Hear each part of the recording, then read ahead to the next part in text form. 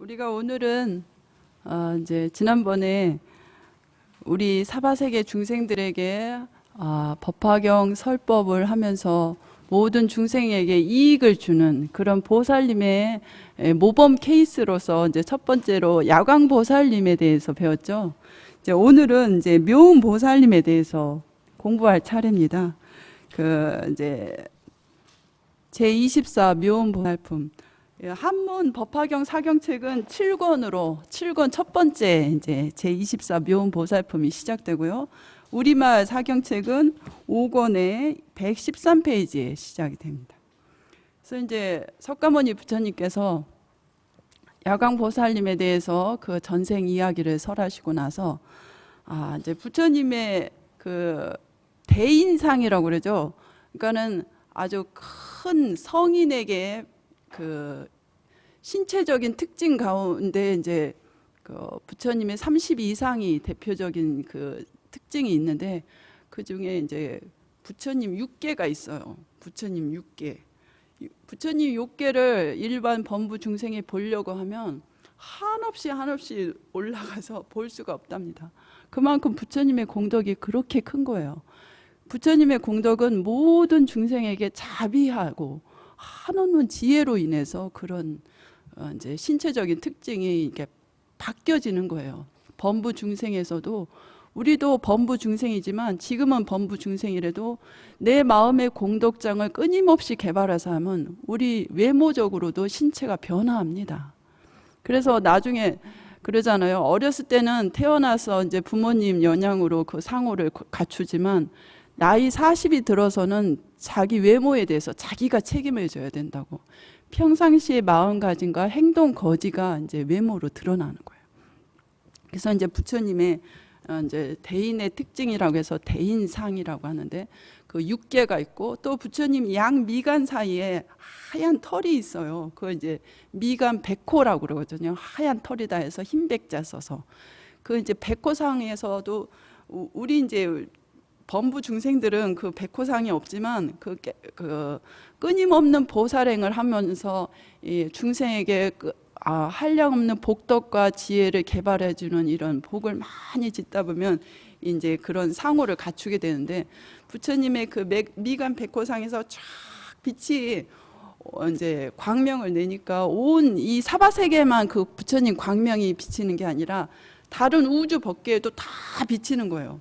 그래가지고 부처님의 그 광명이 이제 다른 세계에도 다 비치지만 그 부처님 광명이 많은 세계들을 지나서 그러니까 지난번에 제가 말씀드렸었죠.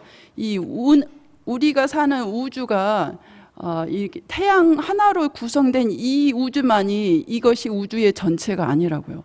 이거는 아주 티끌만큼밖에 전체 우주의 티끌 정도 수준밖에 안 된다고 그래요. 그러니까는 이 지구와 같은 환경이 있을 수 있는 환경이 수억만 개의 지구가 있을 수 있는 거예요. 근데 이제 과학은 그렇게 못 밝혀내요. 그 물질 위주로 연구를 하는 거에서는 이 마음의 공덕을 못 따라옵니다. 마음은 모양이 없기 때문에 없는 데가 없어요. 그 공덕도 엄청납니다.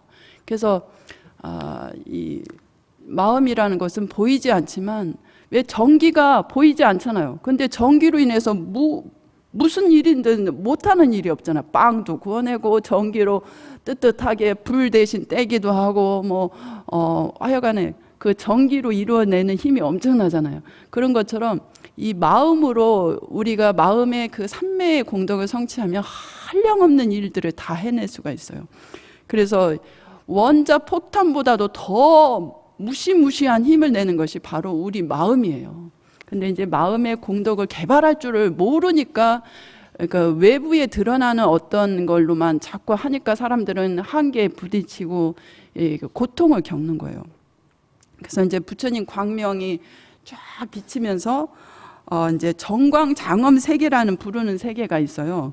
근데 이제 그 세계에 이제 어느 보살님 이제 다른 보살님들도 많이 계신데 그 중에 이제 묘음 보살님이 이제 부처님 광명이 자기 몸이 쫙 비치는 걸 보고 그러니까는 우리 범부 중생들은 언어로서 소통을 하잖아요. 근데 이제 정신 세계가 높아지면 그냥 빛으로 통하는 세계가 있어요. 그러니까는 3계 28천 아니 3계 아니고 그 이제 하늘 그 천상계가 28천이라고 그랬잖아요. 근데 그 28천 가운데 그 이제 그 깨끗한 하늘 가운데에서 제가 그것이 색계천에 색계천에 속하는 것 같아요. 그래서 색계천에 속하는 하늘 세계 가운데 그 부처님 광명이 아니라 그 천신들이 광명으로 의사소통을 하는 세계가 있어요. 그래가지고 그 세계는 이렇게 광명의 빛으로 그 사람의 감정 표현이며 또 요구 사항들을 빛으로 말을 하는 거예요. 언어가 필요 없는 세계. 그러니까는 뭐 언어가 달라서 어학 공부에 막 골치 아프고 단어 외우고 그런 게 필요가 없는 거죠. 그냥 광명 빛으로서 그 사람 의사 표현이 다 되는 거예요. 그런 세계도 있고 하거든요. 근데 이제 이 정광 장엄 세계에 있는 묘원보살님이 그 사바 세계에 멀리 떨어진 그 사바 세계에서 석가모니 부처님의 그 미간 백호상에서 나오는 빛으로 자기 몸이 이렇게 쪼여지는 걸 보면서 내가 지금 사바 세계에서 석가모니 부처님께서 법화경을 설하시고 계시는데 내가 직접 가서 그리고 석가모니 부처님 어느 부처님이든지 법화경을 설하실 때는 항상 아주 무량겁전에 예전에 열반하셨던 다보 부처님이 탑으로 항상 출연하신다고 하셨잖아요. 그 정말 다보 부처님의 탑이 출연을 했는지 그것도 좀 확인도 하고 싶고, 석가모니 부처님께서 법화경 설하시는데 내가 직접 가서 석가모니 부처님께 공양도 올리고 그 법화경 설법하시는 걸 직접 듣고 싶은 거예요. 그래서 이제 그 한없이 떨어진 우주 저 멀리 다른 세계에 있는 그 정광 장엄 세계라는 곳에 있는 묘원보살님이 이제 그 세계에 있는 부처님이 정화수 왕지 부처님이에요. 그래서 정화수 왕지 부처님께 이제 부처님 제가 저 멀리 떨어져 있는 그 사바세계에 가서 석가모니 부처님을 직접 뵙고 부처님께서 지금 법화경을 설하시는데 가서 법화경도 듣고 다보 부처님도 좀 친견하고 거기에 있는 유명한 문수보살님이라든가 여러 보살님들을 직접 만나보고 오고 싶습니다. 그러니까 이제 허락을 해달라고 이제 말씀드려요. 그러니까 석가모니 부처님 그 정화수 왕지 부처님께서 이제 여기 이제 한번 페이지 펴보시겠어요? 116페이지예요. 우리말 법화경 사경책은 116페이지고 요 한문으로 된 사경책은 15페이지입니다. 한문 7권의 15페이지. 거기에 보면 정화수 왕제 부처님께서 이제 그 묘원 보살님도 보살님의 그 굉장한 수승한 보살님인데 그렇게 뛰어난 보살님이 외부 세계에 간다는데 그 어린아이 보내는 심정으로 이렇게 부처님은 참 이렇게 참 자비하셔서 그러니까는 이렇게 어린애를 밖에 내보내는 그런 심정으로 이제 이제 훈계를 하시는 거예요. 이제 굳이 가고 싶다 하니까 말리지는 않는데 또 나쁜 일이 아니잖아요. 석가모니 부처님께 예배하고 또 부처님 법문을 직접 듣고 싶고 여러 거기에서 공부하는 보살님들도 만나고 싶다 이러니까 그게 나쁜 일이 아니니까 허락은 하는데 그대는 혹시라도 사바세계를 가벼이 업신여겨 하열하게 생각해서는 안 되느니라 그러죠. 그러니까는 그 사바세계는 중생들의 업장이 낮은 중생들이 모이는 세계예요. 우리가 살고 있는 세계가. 그러니까 이것을 다른 말로 해석을 하면 인간으로 태어났더라도 업장이 가벼운 인간들이 사는 세계들이 얼마든지 많다는 거예요. 인간의 수준이라도. 그래서 이제 이 보살님의 경지는 굉장한 수승한 경지인데 이 묘원보살님 단계는. 그런데도 이제 그 정화수 왕지 부처님께서 계시는 그 세계는 굉장히 아주 그 청정한 불국 세계라서 이렇게 더러운 것이 하나도 없대요. 근데 그 사바 세계는 우리가 사는 세계는 조금만 사람들이 모여서 먹고 마시고 나면 쓰레기가 이렇게 싼더미처럼 자꾸 쌓이잖아요. 그리고 배설물도 많고 그러니까 지저분한 것이 없을 수가 없죠. 그리고 높낮이가 심해서 이렇게 구덩이며 막 이런 게 많고 더러운 분뇨들로 가득 차 있고, 또 거기에 사는 중생들은 그 정화수 왕지 부처님 세계에 거기 계시는 다른 저기 중생들의 수준하고는 참 차이가 있는 거예요. 그러니까는 이제 거기 사바세계 중생들은 몸집이 작고 왜소하다요. 그래서 일부러 부처님께서도 중생들 수준에 맞추느라고 몸을 작게 놔둔다는 거죠. 그리고 거기 있는 보살님들도 이제 그 공덕으로 치면 훨씬 큰데도 일부러 몸을 작게 놔두는 거예요. 중생하고 너무 격차가 벌어지면 안 되니까 일부러 그렇게 작게 놔둔대요. 그래서 법을 설하는데, 그런데 이제 묘음 보살님의 몸만 해도, 그대의 몸만 해도 42,000 유순이나 되지 않느냐 그러잖아요. 그래서 여기서 이제 유순이라는 이 거리 단위는 이게 이제 우리나라에서는 쓰지 않는 용어인데, 그 인도의 요자나라는 일요자나가 한 우리나라로 치면 한 30리나 40리쯤 되는 거예요. 일요자나가, 일유순이. 그러면은 30리, 40리가 이제 그 킬로미터로 따지면 한 14km가 넘거든요. 그러니까는 우리가 그냥 눈으로는 볼 수 없는 그런 신체를 가지고 있고, 그리고 뛰어난 그 불국 세계에서 더러운 사바 세계에 가서 거기 중생들이 키가 작고 모양도 볼품이었고, 부처님도 중생에 맞추느라고 그렇게 큰 몸집을 안 가지고 계시는데, 부처님 신체 그 30 이상 80 정도면 중생보다 훨씬 뛰어나고 키도 크시거든요. 이제 그렇게 신체적 특징이 아주 뛰어나신데도 일부러 중생들 수준에 맞춰서 그 정도밖에 표현을 안 하신 거래요. 그래서 이제 그대의 몸도 그렇고, 여기 보통의 여기 그 정화수 왕지 부처님이 계신 그에 있는 보살님이나 다른 그 중생들 수준도 상당히 사바세계에 있는 중생들보다는 굉장히 뛰어나서, 사바세계에 가서 괜히 이렇게 업신여기는 마음을 내면 이 어떤 중생이든지 이렇게 그 상대방을 업신여기는 마음이 굉장히 죄가 큰 거예요.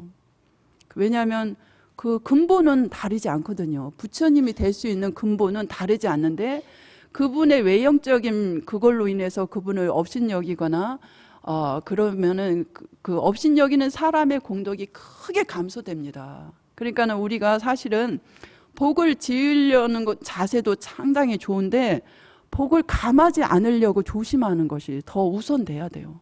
우리가 생각 한 번이라도 이게 남을 조금이라도 업신여기거나 내가 쟤보단 낫다 이 생각하는 것이 굉장히 업을 크게 이렇게 자기의 복업을 감하는 거예요. 그래서 이제 당신의 그 뛰어난 이렇게 공덕이 수승한 이 묘음 보살님이 가는데도 걱정돼서 혹시라도 가서 실수할까봐 이제 가서 실수하지 말라고, 이제 업신여기는 마음을 내지 말라고 아주 신신당부를 하세요. 그 이제 자비해서 그 어머니가 자식 내보내는 마음으로 그렇게 걱정을 하시니까 이제 묘음 보살님이 아이고 부처님, 제가 지금 사바세계에 가는 것도 사실은 부처님이 허락해서 가는 거잖아요. 그러니까는 다 부처님의 위신력으로 가는 거고, 부처님 열애의 신통력으로 가는 거지고, 부처님의 공덕과 지혜로 장엄해서 가는 거지, 그런 거니까 부처님 너무 염려하지 마세요. 이제 이 말이 생략되어 있는 거겠죠. 이제 그 속뜻은 그러니까 부처님께서 너무 염려하지 마십시오. 제가 실수하지 않고 잘 다녀오겠습니다. 그런 의미가 이제 담겨 있는 거겠죠. 그래서 이제 어쨌든 부처님께서 훈계를 하셨으니까 이제 허락은 하신 거잖아요. 그러니까 부처님의 허락을 받고 그 자리에서 이제 다 일념삼매에 듭니다. 그래서 이제 아까 제가 잠깐 말씀드린 것처럼 삼매라는 것은 마음의 그 에너지를 하나로 모으는 거예요. 그래서 우리 중생들은, 그러니까는 쉽게 말하면 물이 잔잔히 고요하면 고요한 그 수면 위로 하늘도 보이고 흘러다니는 구름도 비치고 주변에 있는 나무도 보이고 이렇게 날아다니는 새도 비치고, 또 물 밑에 있는 무량한 많은 생물들도 다 볼 수가 있겠죠. 물이 맑고 고요하다면. 근데 끊임없이 파도를 치면 사물도 제대로 비치지 않고 밑에 있는 보물도 잘 안 보여요. 그렇지 않겠어요? 당연하죠. 근데 우리 중생들은 이 부처님의 무량한 공덕을 다 갖추고 있는데도 우리가 번뇌 때문에 끊임없이 요동을 칩니다. 그래서 이제 심지어 우리는 똑딱 하면은 1초잖아요. 1초가 짧은 시간인데도 우리 불자님들 이 중에 이제 참선도 해보시고 명상 이제 수업도 이제 받아보신 분들도 있을 텐데, 고요히 앉아 있으면 편안할 것 같아서 앉아 있으면 오만 잡생각들이 처음에 많이 일어요. 그래서 그리고 오래 앉아 있을수록 생각지도 않았던 옛날 꼬리 잡고 옛날 뭐 그런 것까지 더 꼬리에 꼬리를 물고 막 그런 수가 있거든요. 그러니까는 이제 처음 잘못 이제 공부가 이렇게 바로 잡히지 않았을 때는 누구나 다 그걸 경험합니다. 그러니까는 막 출렁이는 것을 억지로 그냥 가라앉힌다 해서 그게 쉽게 고요히 가라앉지 않고 계속 그 여파로 인해서 파도를 치잖아요.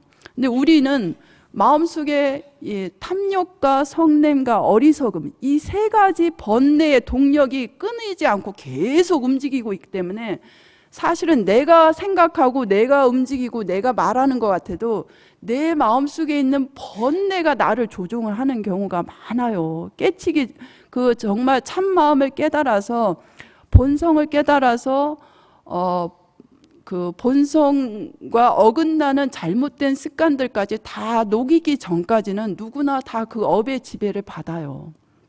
그래서 자기 마음속에 있는 그 삼독 번뇌로 인한 끊임없는 출렁거림, 그걸로 인해서요 똑딱 하는 1초 사이에, 그거 짧잖아요. 근데 그 1초를 75분지 1로 나누면 얼마나 짧은 순간이에요? 75분지 1 순간. 그러니까는 굉장히 과학적이고 이렇게 분석적이라서 이렇게 불교에서는 1초라고 안 하고 1찰나라는 용어를 써요. 1찰나가 1초에 75분지 1로 나눈 거예요. 그 1찰나 순간이면 1초도 아닌데 1초에 75분지 1로 나눈 거니까 얼마나 짧은 순간이에요. 그 짧은 1찰나 순간에 인간이 보통 이 얼마나 정신이 산란하냐면요, 900번을 이 생각 저 생각이 생겼다가 딴 생각이 들어왔다가 이 생각이 일어났다가 사라졌다 이런답니다. 900번을 나온대요, 그 1찰나 순간에. 그러니 어떻게 마음이 집중이 되겠어요? 그러니까 마음의 공덕은 부처님의 무진장한 공덕이 누구에게나 다 있는데 중생들은 자기 그 번뇌의 조종을 받아서 부처님의 무량한 공덕을 내가 끄집어낼 수가 없는 거예요. 내가 주인이 아닌 거예요. 내가 조종당하는 거예요. 내 번뇌에 의해서 나는 거기에 놀아나는 거예요. 마음 운동을 왜 안 하려고 그래? 마음 훈련을 우리가 매일같이 빠지지 않고 해야 돼요. 그래서 마음 훈련은 보이지 않아서 어렵다고 생각하지 마시고 매일같이 내 마음속에 부처님의 무량한 공덕이 있다. 근데 내가 왜 그 보배를 꺼내 쓰지 못하는가? 그런 마음으로 해서 하루에 진심으로 내 마음, 참마음, 부처님 마음을 나도 성취해야 되겠다, 이런 마음으로. 그래서 모든 내가 은혜 받은 분들에게도 이 은혜를 내 부처님의 공덕을 꺼내서 내가 갚아야 되겠다, 이런 마음으로 하루에 5분이라도 내 마음자리를 찾아서 진심으로 이렇게 염불을 하셔도 되고, 그냥 호흡으로 편안하게 내 진실한 참마음, 부처님의 자비한 마음, 그 지혜롭고 밝은 마음이 내 안에 있는데 하고 그 마음자리를 생각하면서 5분이라도 편안히 앉아서 숨을 이렇게 간조를 해보세요. 그것이 쌓이면요, 5분씩 하던 것이 또 이제 처음에는 힘들지만 5분 마음만 내면 누구든지 할 수 있거든요. 그것을 이제 한 1년 지나고 한 2년쯤 되면 10분도 능히 앉을 수 있어요. 10분 아니라 20분도 앉을 수 있어요. 20분씩 한 몇 년 매일같이 빠지지 않고 내 사랑하는 가족과 내 친구와 모든 이제 그 마음이 이제 넓어지면 모든 이 사바세계뿐 아니라 우주 법계 시방 중생들에게 이 모든 공덕이 돌아가길 바라면서 진실로 10분이라도 그 참마음자리를 생각하면서 염불을 하거나 이렇게 그 부처님을 생각하면 우리에게도 이 부처님 삼매에 들 수 있는 힘이 있어요. 왜냐하면 근본 마음이 부처님 마음과 똑같으니까. 그래서 삼매로 한 마음으로 성취되면 거기에서 굉장한 능력이 파워가 나요. 그 다른 데서 빌려올 게 없는 거예요. 근데 이제 이 묘음보살님은 이제 정화수 왕지 부처님께서 사바세계에 갔다 오는 걸 허락을 하시니까 딱 그 자리에서 딱 삼매에 들어서 이제 그 삼매의 힘으로 석가모니 없는 세계를 지나서 계시는 그 사바세계의 석가모니 부처님 그 영치산 주변에 보배 연꽃들을 쫙 피워 올리는 거예요. 그것도 그냥 일반 그 물속에서 피어나는 보배 그런 꽃이 아니라 연꽃이 아니라 여기에 보면 온갖 보배로 다 꾸며져 있어요. 그래서 꽃의 줄기는 연부당금이고 연부당금은 금 가운데 아주 빼어난 그 사금이래요. 그리고 꽃잎은 백은으로 되어 있고 꽃술은 다이아몬드로 아주 반짝반짝 박혀 있고 연심은 견숫과 보석인데 아주 붉은 보석이에요. 그 왜 연꽃 그 연심 있잖아요. 그것이 아주 붉은 견숫과 보석으로 되어 있고 그러니까 그런 빛나는 연꽃 보배 연꽃들이 그 부처님 설법하시는 그 주변에 다른 제자들도 쫙 있잖아요. 많은 제자들 그 주변에 쫙 피어오르는 거예요. 시방 거기. 그러니까 이제 거기 참석했던 다른 보살님과 대중들이 다 놀래서 부처님 이 이제 문수 보살님이 나서서 이 보배 연꽃이 어떻게 해서 이렇게 나왔습니까 하니까 이제 석가모니 부처님께서 말씀을 해 주십니다. 이것은 아주 먼 세계의 정광장엄 세계에 있는 그 묘음보살님이 일부러 이 사바세계에서 내가 법화경 설하니까 이걸 듣기 위해서 또 나를 직접 친견하기 위해서 너희들을 만나기 위해서 오고 있다. 그 증표로 지금 그 삼매의 힘으로 먼저 보낸 거죠. 그러니까는 이제 문수 보살님이 그 보살님을 저희도 직접 좀 봤으면 좋겠습니다. 이 연꽃만 보이지 말고. 그러니까 이제 석가모니 부처님께서 이제 여기 보시면은 다보 부처님께서 이제 묘음보살의 모습을 그대들을 위해서 보도록 해 주실 것이다 하고 이제 그 역할을 다보 부처님께 이렇게 슬쩍 양보를 하시는 거죠. 그러니까 다보 부처님께서 묘음보살이 어서 오너라 하고 한마디 해주세요. 그러니까 이제 순식간에 그 멀리에서 그냥 산매에 들어서 연꽃으로 공양을 했다가 다보 부처님의 한마디에 어서 오너라 하는 그 한마디에 그냥 그러니까 원래 깨달음의 경지에서는 시간과 공간의 제약이 없어요.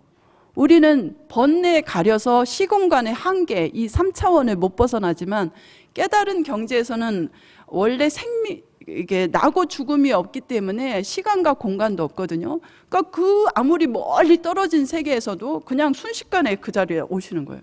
그래서 이제 바로 오셔서 부처님께 직접 뵙고 이제 여기 묘음보살님 여기 그 외모랑 이런 것도 굉장히 빛나는 그 백천만 개의 달을 합친 것보다도 더 환하고 이렇게 아주 단정한 얼굴을 하고 계시고 이제 그런 것이 여기 설해져 있는데 이제 제가 다음에 좀 더 이어서 다시 하겠습니다.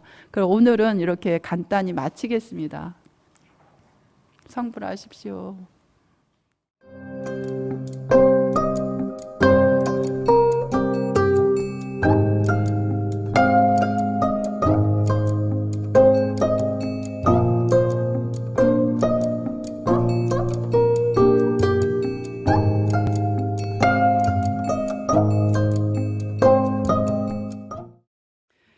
이제 그 훌륭한 묘음보살님이 와서 이제 석가모니 부처님께 안부를 여쭙고 또 다보 부처님께서도 정말 석가모니 부처님께서 법화경 설하실 때 오셨냐고 정말 오셨냐고 나도 다보 부처님 그 정화수 왕지 부처님께서도 네가 사바세계에 가서 석가모니 부처님께도 인사드리고 또 다보 부처님께도 안부를 여쭈라고 부처님께서도 그 전해주신 말씀이 있는데 저도 직접 다보 부처님을 좀 뵀으면 좋겠습니다. 그러니까 석가모니 부처님께서 이제 그 다보 부처님 이제 그 미온 보살이 다보 부처님을 뵙고 싶다 하니까 바로 다보 부처님께서 이제 그 미온 보살님을 바로 칭찬해 해주세요. 참 잘 왔다. 이 사바세계에 일부러 너가 이 중생들을 위해서 이 사바세계에 와서 법화경을 듣고 또 이 나와 이 석가모니 부처님께 공양을 올리려고 하고 그 마음이 너무 갸륵하다고 이제 칭찬을 해주시죠. 그래서 이제 이렇게 막 그런 장면이 펼쳐지는데 그 석가모니 부처님 그 회상에 있던 화덕보살이 아니 도대체 저 보살님은 어떻게 어떤 수행을 해서 저렇게 뛰어난 저런 상호를 갖추고 또 신통력을 저렇게 갖춘 겁니까 하고 여쭤보니까 이제 석가모니 부처님께서 묘음보살의 전생 이야기를 해주세요. 그러니까는 전생이 무수한 전생사가 있는데 그 중에 이제 훌륭했던 한 가지 예를 들으시는 거죠. 그래서 이제 과거 오래전에 이제 운내음왕 부처님이 계셨대요. 운내음왕 부처님이 계셨는데 그 묘음보살이 12,000년 동안이나 10만 가지의 악기를 연주해서 공양을 올렸대요. 그러니까 묘음보살님은 전생에 아주 뛰어난 음악가였어요. 음악가였고 연주자였고 아주 어쨌든 그래서 아름다운 소리로서 미묘한 소리로 부처님께 공양을 올리고 또 칠보로 된 7가지 뛰어난 보석으로 만들어진 보배 바루를 84,000개나 부처님께 공양을 올렸대요. 그래서 그런 무량한 공덕들을 갖춰서 이제 지금 정화수 왕지 부처님 나라에서 수행을 하고 있는데 이름이 이제 그래서 묘음이 됐나 봐요. 그 이제 과거 오래 전부터 많은 음악 공양을 하고, 그러니까는 음악도 이게 잔잔하고 아름다우면서 우리의 참 마음을 이끌어낼 수 있는 훌륭한 명상 음악들 있잖아요. 그런 것들처럼 이렇게 우리의 많은 마음의 공덕을 이렇게 찬탄하고 부처님의 그 자비한 공덕을 이렇게 찬탄하는 그런 노래와 그런 음악 작곡을 많이 했나 봐요. 그래서 연주도 하고 그래가지고 이제 그 많은 공덕들을 짓고 했는데 이제 사실 이 묘음보살은 그 음악 공양만 한 게 아니라 지금도 지금도 타방 세계에 있지만 이 사바 세계의 중생들을 위해서도 끊임없이 그러니까는 과거에 그 깨달음을 얻기 전에는 그 음악 공양으로서 부처님께 공덕을 많이 지었고, 그리고 깨치고 나서는 항상 이렇게 어디에서건 그 중생의 수준에 맞추어서 중생의 인연에 따라서 수없이 몸을 이렇게 바꿔 나타나면서 법화경을 설하면서 중생의 어려움을 이렇게 제도해 준다는 거예요. 그래서 여기 보면 범천왕의 몸으로 또 재속천왕, 자재천왕, 천대장군, 비사문천왕, 또 뭐 남자, 여자, 뭐 어린아이, 또 하늘천신, 용, 귀신, 건달바, 아수라, 마우라가 막 이런 천룡 팔부 신중님들의 모습으로도 나투고 이러면서 이렇게 항상 그때마다 이렇게 그러니까는 그 중생의 수준에 맞춰서 그 사람을 교화하기 위해서 이렇게 몸을 바꿔 나타나는 거예요. 그래서 이 이제 묘음보살이 성취한 그 삼매의 이름이 뭐냐면 현일체 색신삼매라고 합니다. 이거 지난번에서도 나왔었죠, 우리가 앞에서도. 예, 야광보살 본사품에서도 그 보살님도 이 현일체 색신삼매를 성취했어요. 그러니까 중생을 구제하고자 하는 자비한 마음이 깊어서 이렇게 이런 삼매를 성취하는 거죠. 그래서 중생을 제도하기 위해서는 그 중생에 맞는 걸맞는 수준의 몸을 놔둬야 되니까 그 한없는 자비와 연민의 힘으로 그 이제 또 지혜가 없으면 이런 삼매를 이룰 수 없겠죠. 지혜와 자비의 힘으로 현일체 색신 삼매를 얻어서 이렇게 많은 중생에게 이렇게 직접 법화경을 설해서 중생을 제도하고 계신다는 거예요. 그래서 이제 이렇게 좀 간단하게 그 타방 세계의 묘음 보살님께서 이 사바 세계 중생들을 위해서 끊임없이 여러 몸을 나눠서 여기 이제 대표로 한 34가지 몸을 이렇게 거론이 되어 있거든요. 그런 이제 갖가지 신통 변화로 몸을 놔두어서 이 법화경을 설하시고 계시는 우리에게 이제 우리 사바세계 중생도 이렇게 해야 된다는 큰 이제 모범 사례를 보여주신 거죠. 그래서 그 대지도론에 보면 제가 이제 참 감동받은 기절이 있는데요. 제가 적어왔어요. 비록 온갖 것이 공하다고 관찰하더라도 중생을 버리지 않고, 또 비록 중생을 가엾이 여긴다 하더라도 일체 온갖 것이 공하다는 것을 버리지 않는다. 이게 참 좋더라고요. 그래서 이제 그러니까는 온갖 것이, 일체 모든 것이 공하다는 것을 관한다는 것은, 이것은 이제 사물의 근본을 보는 거예요. 그러니까 일체 마음법의 근본 자리를 놓치지 않는 거죠. 그래서 근본 자리를 이제 진재라고 합니다. 그리고 그런데 이제 근본에서는 일체 나고 죽음이 없죠. 너와 나도 없고 일체 차별이 없어요. 모두 다 공하니까.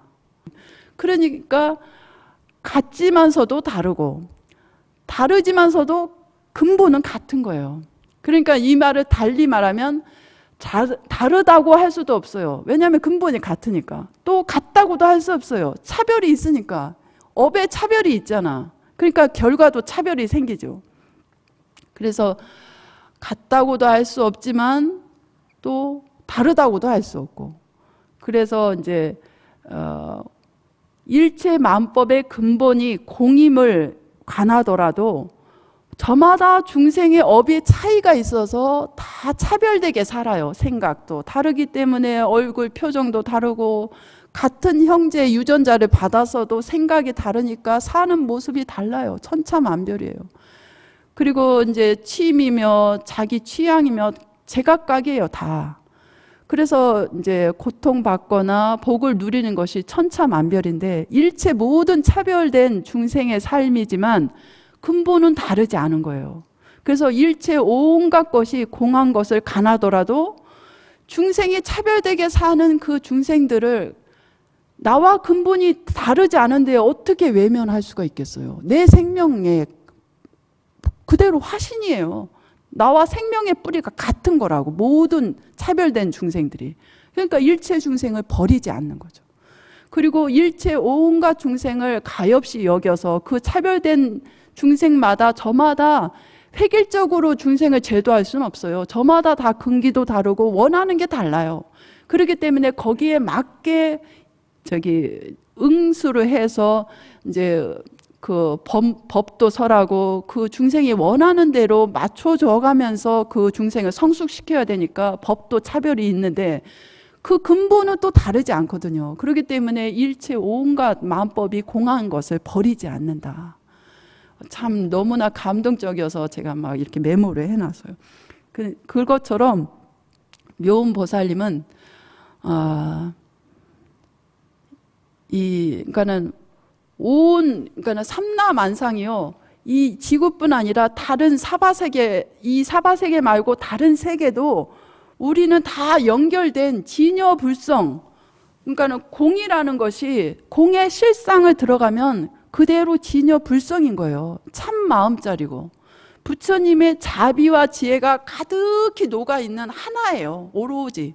근데 이제 사람이 하나로 연결되어 있다면 하나라는 어떤 실체가 있는 줄 알아요. 그렇기 때문에 하나라는 말을 안 쓰고 불교에서는 공이다 그러는 거예요.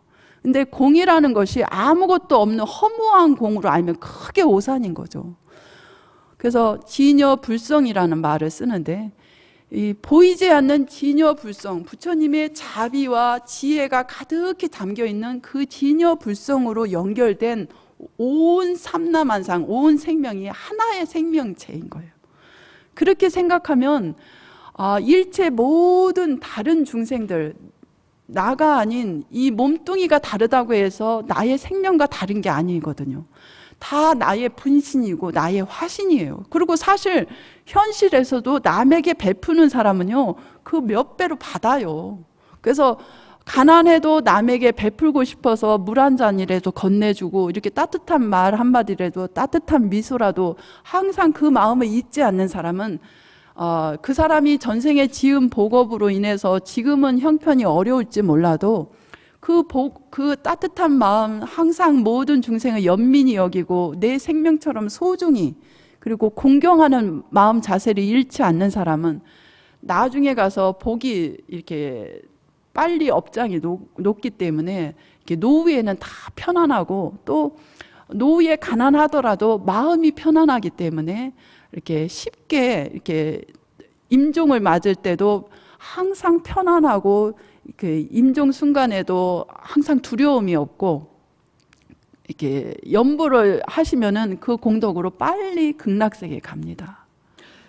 이제 요 관세음보살 보문품 제가 이어서 이제 해야 되겠는데 시간이 많지 않아서 이제 조금만 나가겠습니다. 다음에 조금 더 해야 되겠습니다.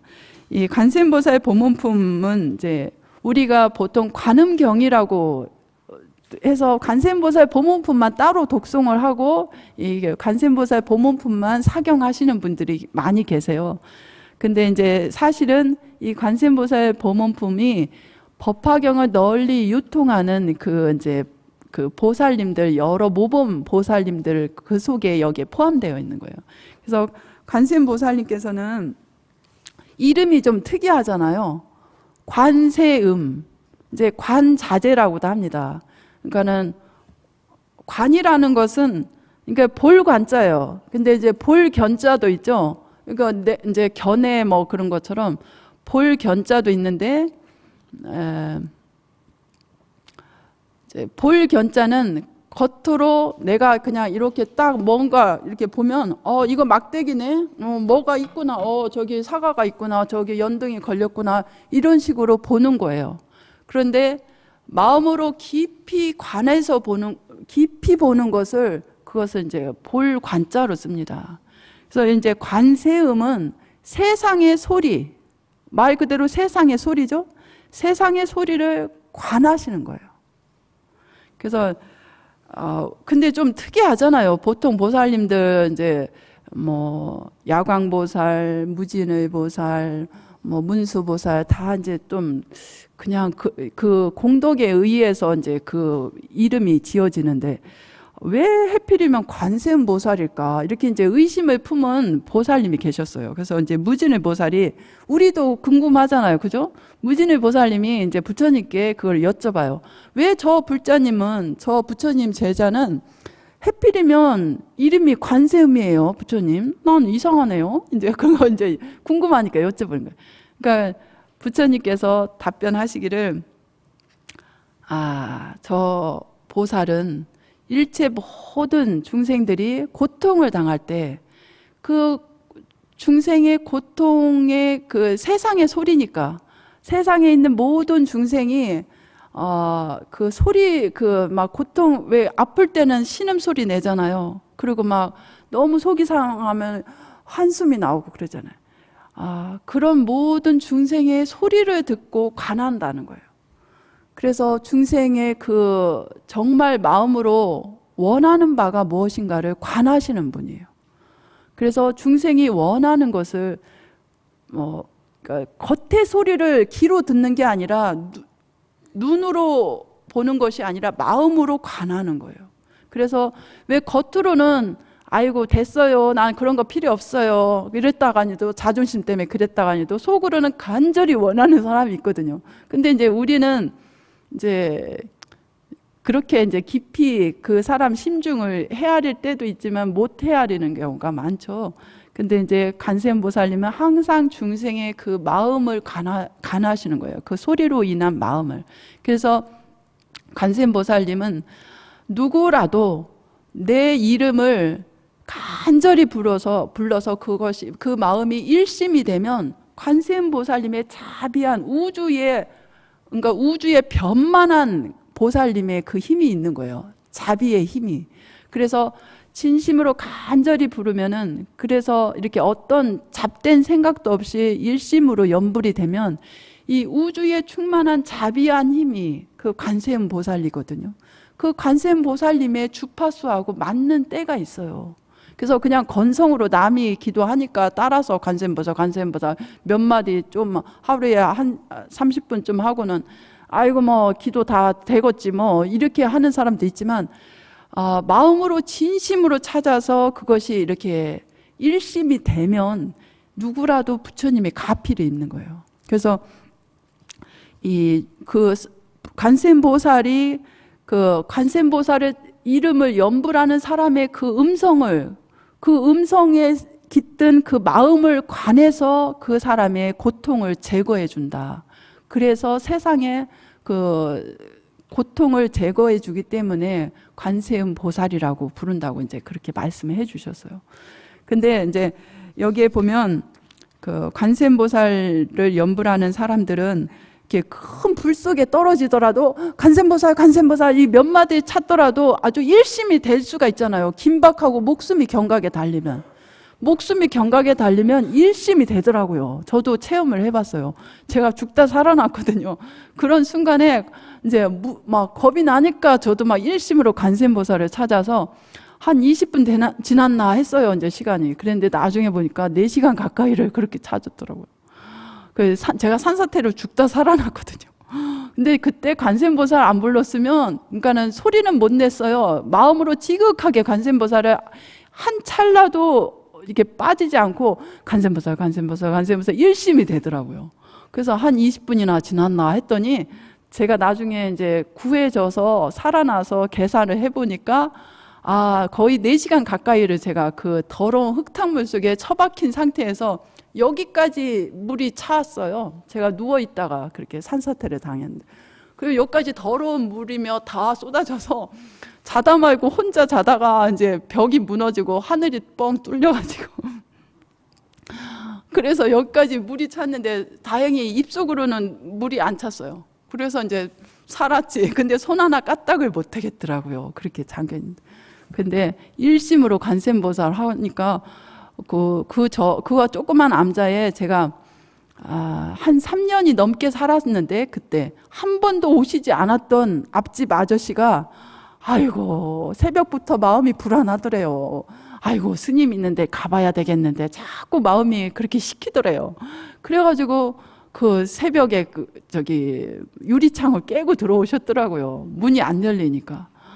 그래서 보니까 산사태로 제가 그래서 이제 그분이 이제 스님 어디 계세요? 스님 어디 계세요? 해서 아유 이제 그제서 저 여기 있어요. 그랬더니 당신 혼자 힘으로 안 끄집어내지는 거예요. 처박혀 있는데. 그러니까는 당신 아들이 대학생이 2명 있었거든요. 그러니까 남자 장정 3사람이 1시간에 퍼내서 저를 끄집어냈어요. 근데 제가 그 4시간 가까이를 연부를 하면서 있었는데 의사가 그러더라고요. 응급실에 이제 나중에 갔는데 아이고 보통 사람 같으면 30분 이내에 심장이 멎는데요. 아무리 여름이라도 제가 이제 장마철에 그 산사태가 났거든요. 아무리 여름이라도 그 물속에 들어가면 체온이 저하되잖아요. 그러면은 물속에서 추워 이러면은 바로 심장이 멎는 거래요. 근데 저는 연불에 집중하느라고 4시간 가까이 있어도 한 찰나도 춥다는 생각이 안 들어왔어요. 오로지 관세음보살 그냥 관세음보살. 평소엔 제가 이렇게 연불을 안 했어요. 이제 기도 이제 신도님들하고 하게 되면 이제 맞춰서 한 5분을 하든가 10분을 해도 아이고 허리 아파, 아이고 왜 이렇게 오래 해 이러면서 했지. 그렇게 연불 열심히 안 했는데 목숨이 경각이 달리니까 이제 죽자 사자 하는 거예요.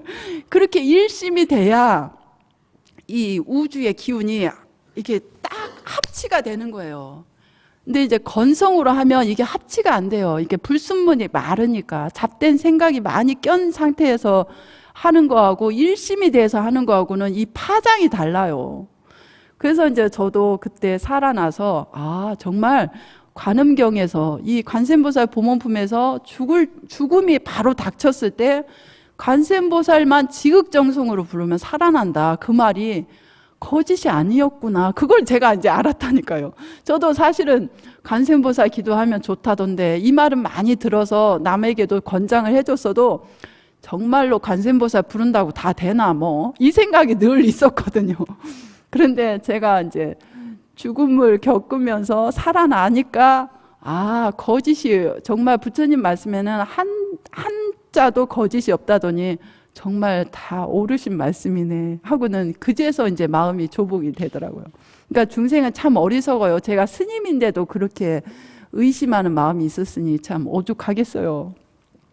그래서 이제 여기에 보면 대표적으로 우리가 인생에서 이제 가정에서 뭐 취직이 안 돼서 고통을 겪고 또 공부를 못해서 막 이렇게 반항아로 자라고 이런 걸로 해서 자녀로 인해서 고통을 겪고 부부 간에 고통을 겪고 아니면 친구 간에도 막 이렇게 상심을 하는 그런 이제 인간 관계도 있고 그런데 그런 여러 고통들 것들은 그냥 빼고라도 아주 무시무시한 고통이 7가지가 있어요. 그것이 이제 여기에 거론이 됩니다. 먼저 화재가 나는 거, 또 수재, 또 바람, 풍재, 이것이 이제 3재죠.